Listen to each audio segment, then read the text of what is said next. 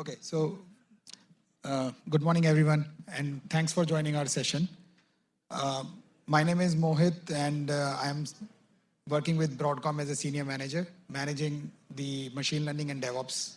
And along with me is Dr. John Hart, who is working with me as a data scientist. So today's topic is about how we are applying machine learning to modernize or streamline the mainframe operations. So the session plan is pretty straightforward. First, we'll be discussing about how the machine learning is actually simplifying our life without knowing us. And the other part is that then we'll discuss about how Broadcom is trying to simplify the mainframe monitoring landscape itself. And then our next steps, that what we are planning to do in the coming years, and we will be open for the Q&A. So let's go back to year 2015, around 5 to 7 years back. If we need to write an email or a blog, and there are two options. If I am a perfectionist, I'll go and grab some grammar books. I'll learn all the rules of the grammar, and then I'm going to compose a blog or write an email to make sure that I'm using the right syntax of the grammar and I'm following all the rules of the grammar. But practically, even if you know the rules of the grammar, there is no guarantee that you will be able to apply it when it is required. And the other point is, most of the people like me become a generalist. I don't want to basically go and learn all the grammar rule of this world. Rather, I'll just focus on communication. I just make sure that, okay, I'll send an email, other person will understand, right? But what has happened in last couple of years, Grammarly, it has changed the way you used to work. Nowadays, whenever I'm writing, I see Grammarly is giving me a suggestion. It is not only fixing my problem, it is also actually teaching me how I can correct my grammar. Now, when I'm reading the books, I was not aware that I understand the rules, but I don't know where to apply. But now, when I'm writing it, at that time, Grammarly is telling me that you are wrong here. You can rephrase this sentence like this, or your tone is not good. And if you basically take a premium subscription, then it can also detect the plagiarism, whether you have copied the content from somewhere and all those things, just to make sure. So this change that is happening, we are adopting it. We see that it simplifies our life, and that is happening just because of machine learning, like without knowing that how we are using machine learning on day-to-day basis. So then look what Google is doing. Google has taken this to the next step. They are saying, okay, grammar rules is at one side, but I can also suggest you what you should write in this context. Because they are merging the context grammars together to come up with a tool where you don't have to even type the next sentence. They'll suggest you. And as per my understanding, there will be maximum in next 5 years, Google will compose the entire response. You just need to basically approve it before sending. That's what is going to happen. And extending this thing, Tesla has taken it to the next level, like by introducing the autopilot, that you can just basically drive the car. All this is happening using machine learning. But the point here is we are using machine learning on a daily basis. But when it comes to applying into the mainframe modernization space or mainframe monitoring, at that time we think it might be too early to adopt.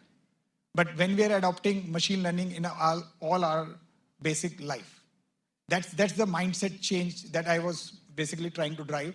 That we are using machine learning on daily basis. We need to basically start adopting machine learning in the mainframe monitoring space as well. So looking at another example, like each one of us is carrying right now a weather app. And weather app is working on, basically it is predicting what is going to happen. And based on that, we are acting.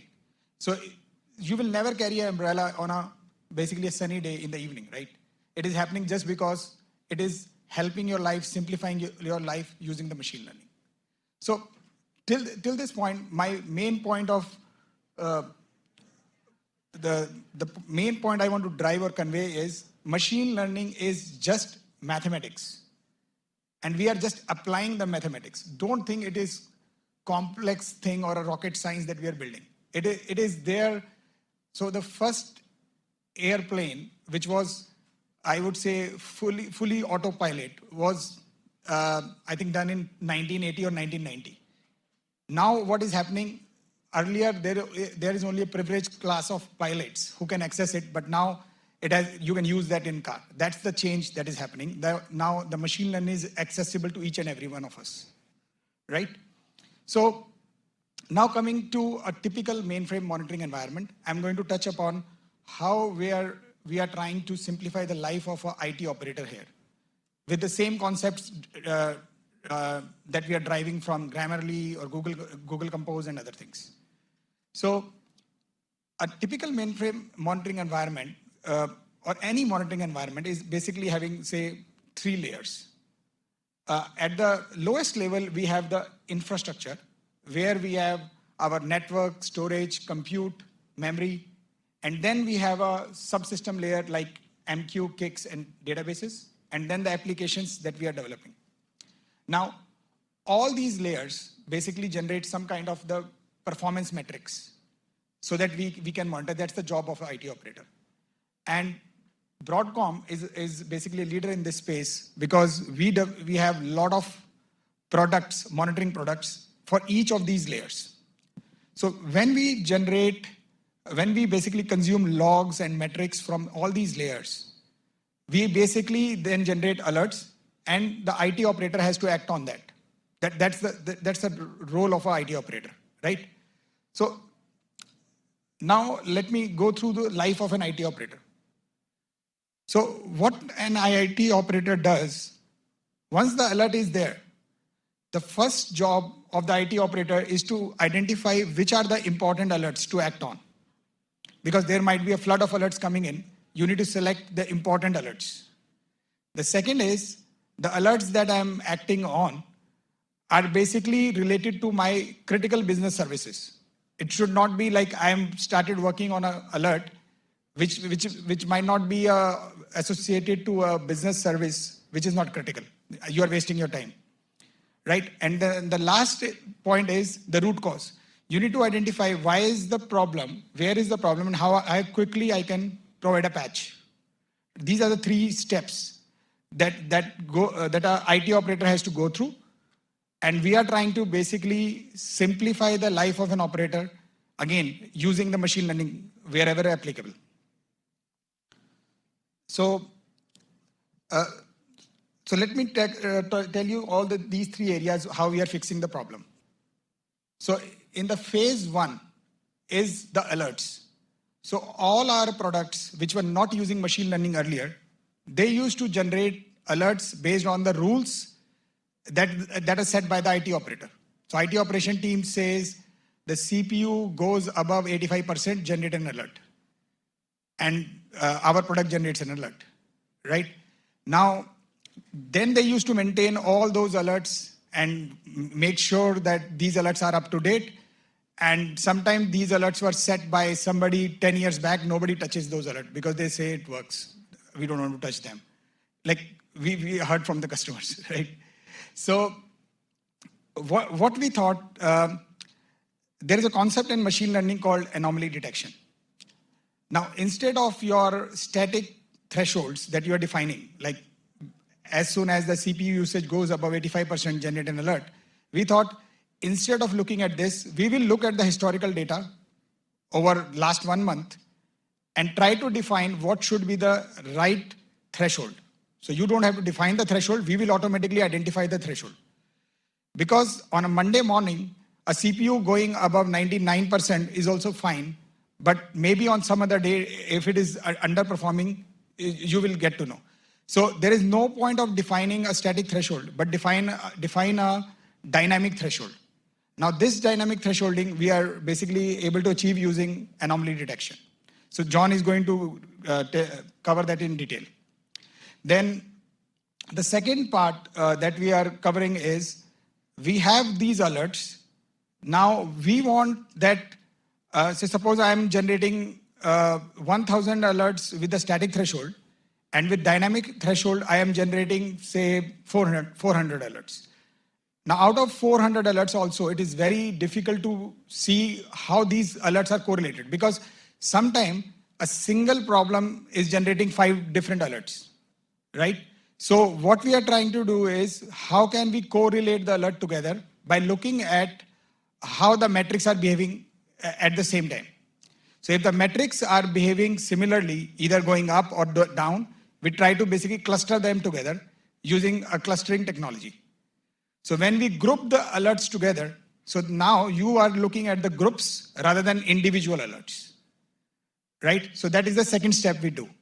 So now you are looking at a group of alerts, and those group of alerts are behaving similarly at the same time, so it will be easier for you to analyze them. And the last step is topology. So there are multiple topology levels. One is the infrastructure topology, another one is the business service topology. So what we have done, all the metrics that we were receiving with our monitoring products, most of the metrics were also passing some of the metadata along with it.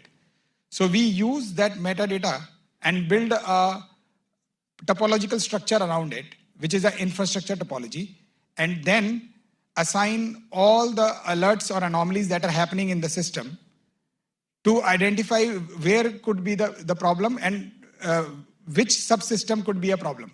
That means we are aggregating all the alerts together and then telling which subsystem could be having an issue. So all these details, John is going to cover in the next section.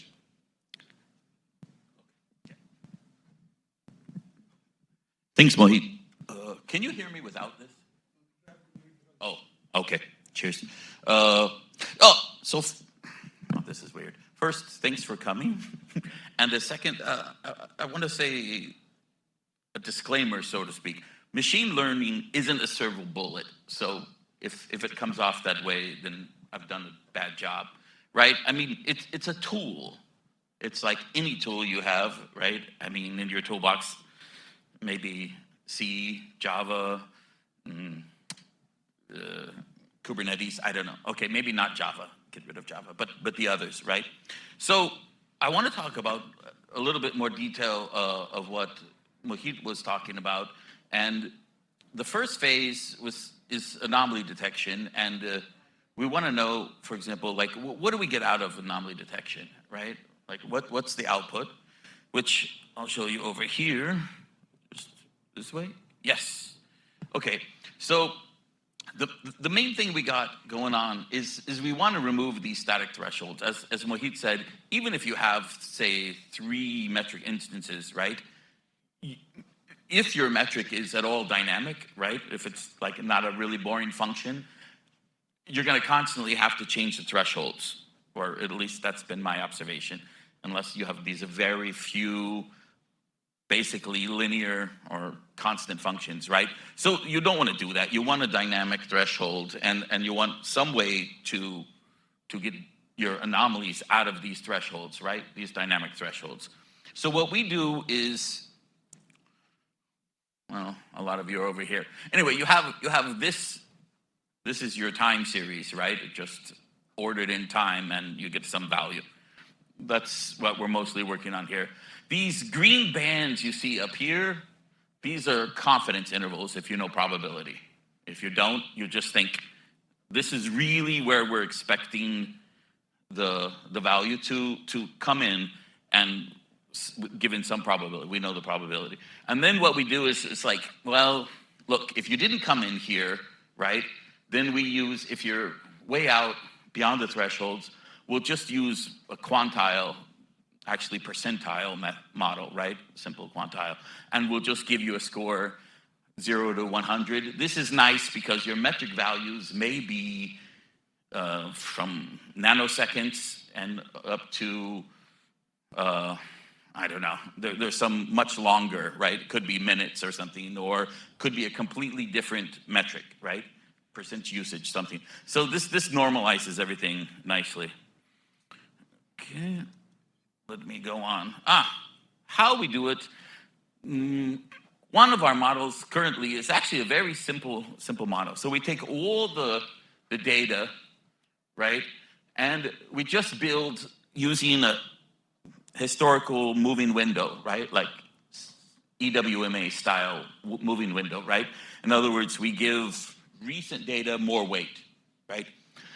And we do a 2D, which is slightly non-normal. We actually use time as one of the dimensions instead of just the value. Usually you do 1D, but we got better values using 2D, and this is actually for business cycles, so to speak, right? Like weekends, holidays, this kind of thing.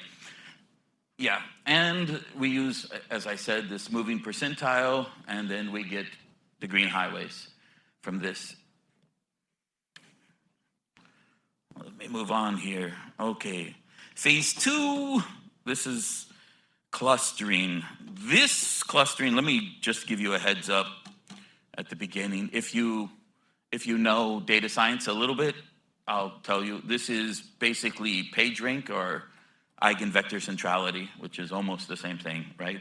This is what are these guys? Google. This is what Google did at the very beginning. They have much more complicated graph neural nets now that they use. Okay, so what do we do with this? Well, we gather all the alerts and we basically make little clusters, right? And little can vary in size. And these are kind of definitions, right? These are kind of fixed. But what do we do if something new comes in, right? So it's not in one of the definitions. So how do you put in a definition?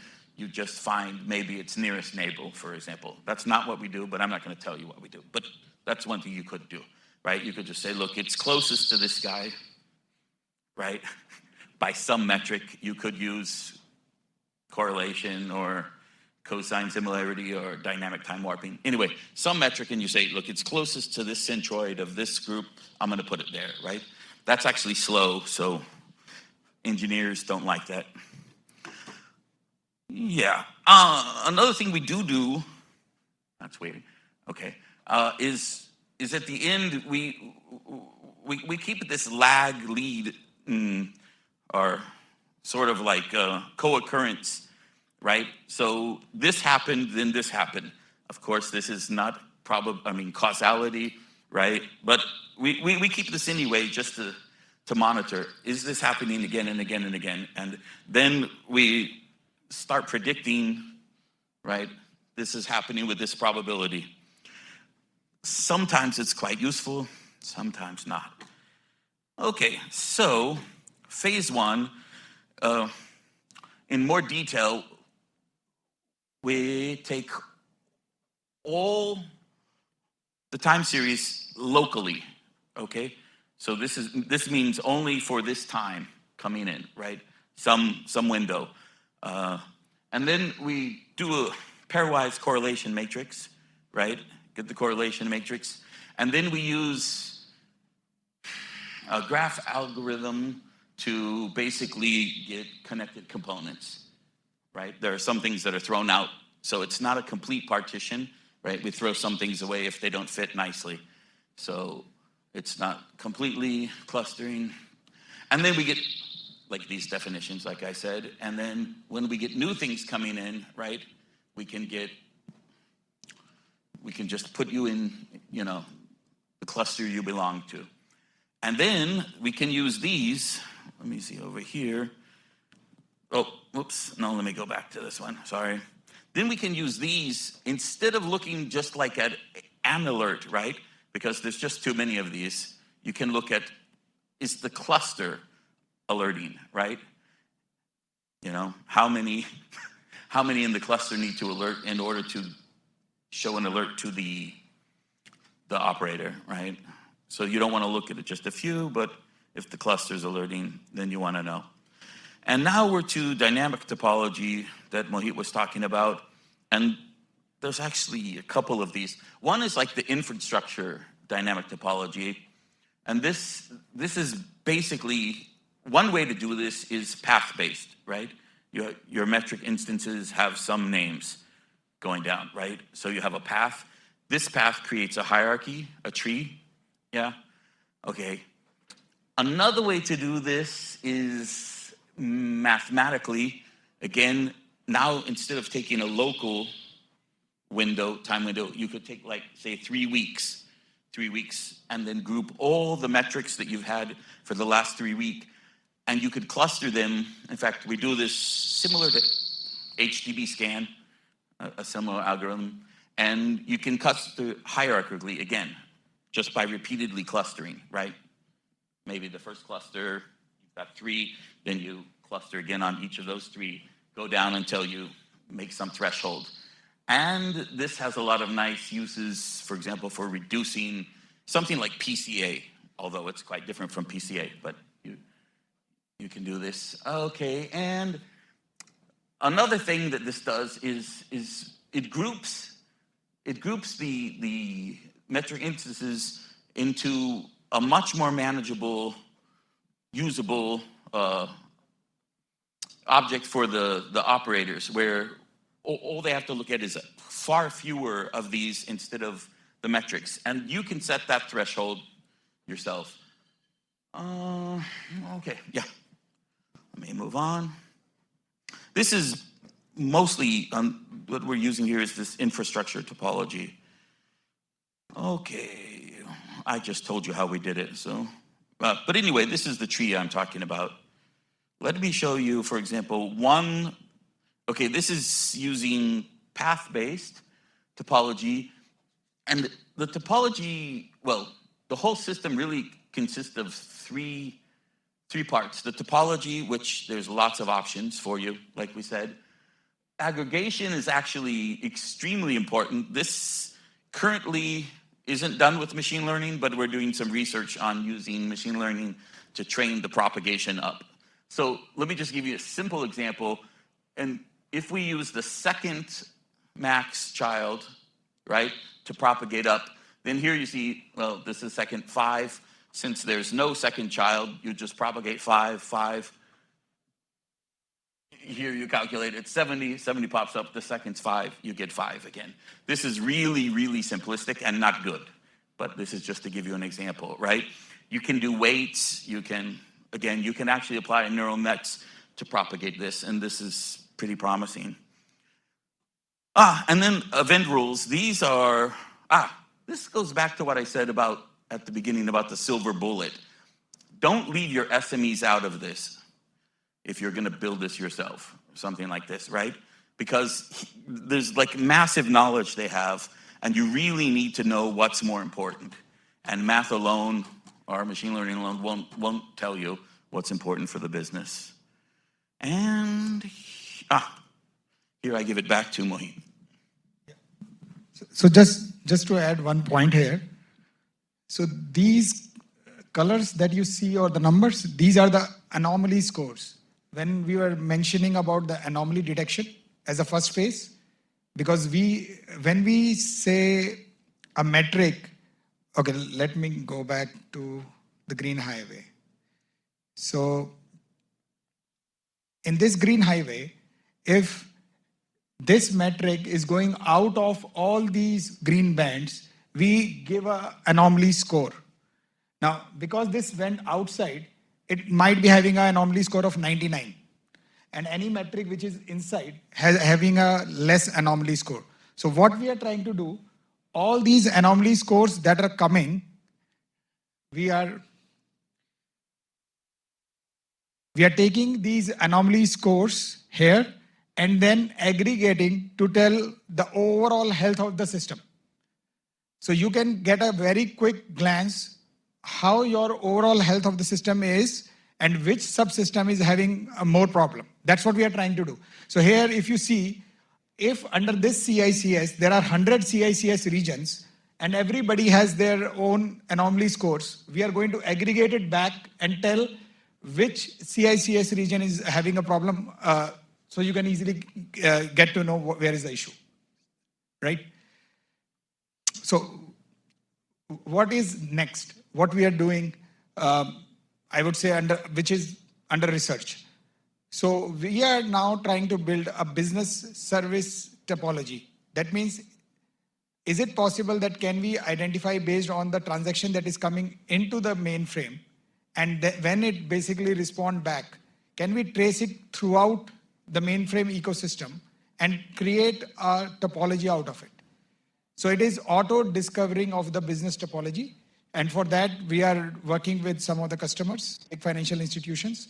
And we are working on this area where once that is done, we are going to show all the applications that are there, and the color will show how that business service is behaving, so that you can click and drill down and figure it out which subsystem is causing that color to appear. If it is coming as red, you drill down and figure it out, okay, which subsystem is having a problem. So then you can go to under that subsystem, under a region, and then you will figure out where is the problem. So that's what we are trying to do. We are trying to integrate all our products into one, so that you will get a single monitoring pane to visualize what is happening in your mainframe monitoring area. That's what we are trying to do here. That's it. If you want to know more, we are having the Broadcom Mainframe Technical Exchange, which is online, virtual. So you can join October 4 to 6, and you can listen more about all these experiments that we are doing.